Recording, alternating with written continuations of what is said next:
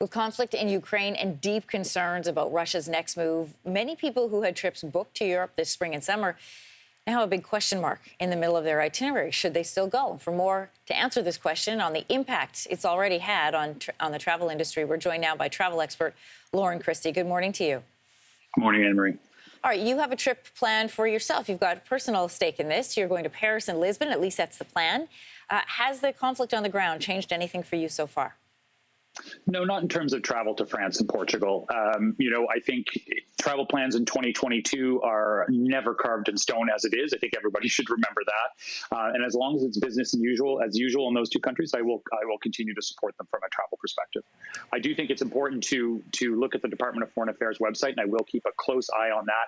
I was talking to a spokesperson there, and they did not indicate any major changes in terms of advisories in regards to the war. You are going to see non-essential travel advisories listed there today due to COVID, but they are actually due to drop today. So I will keep an eye on that for sure.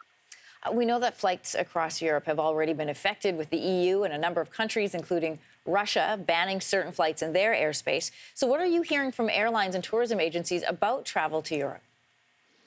Well, travel to Europe, for the most part, it's business as usual for now. Most of the discussions that you hear is that they're in a wait-and-see mode, cautiously optimistic and wait and see where it all goes. But in terms of cancellations, refunds, I mean, clearly Ukraine is an issue, and no one is advising travel there.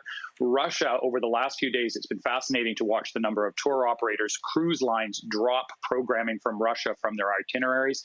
And obviously, there came the order from the EU and Canada about the airspace. One thing I think is important to note that, by blocking access to Russian airspace, that is the largest country in the world. So it's not just about travel to and from Russia. It is going to cause some travel disruption for other destinations as well. So keep an eye on that. Air France, as an example, has just noted yesterday that they're going to suspend flights for a temporary moment to China, Korea, and Japan as they reroute their flight plans around Russian airspace. So look for travel disruptions for sure. So there are some disruptions, perhaps more to come. What would your advice be to somebody who's sitting on the fence? They're just not sure. They're looking to spring and summer, saying, should I cancel?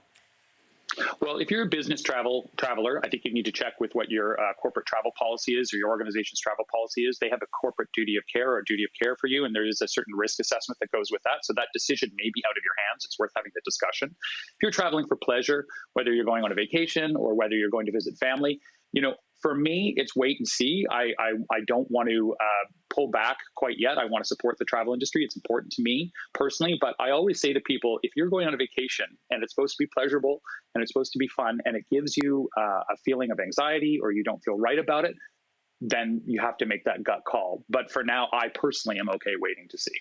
Lauren, is there any way to recoup costs if you do want to change or cancel your flight?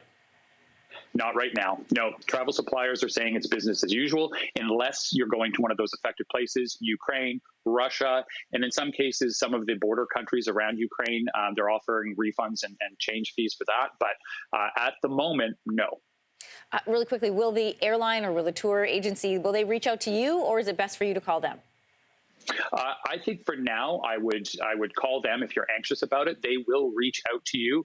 I would say that if you are traveling, one of the things I'm going to do, which I have never done before this year, I think I will register on the Service for Canadians Abroad at the Department of Foreign Affairs website, and then you can track on social media at TravelGOC for updates. So worth doing. Oh, a handy tip. Lauren, thanks so much. Thank you. Hey, thanks for watching. If you liked this, be sure to subscribe here, or you can check out more Your Morning videos right here.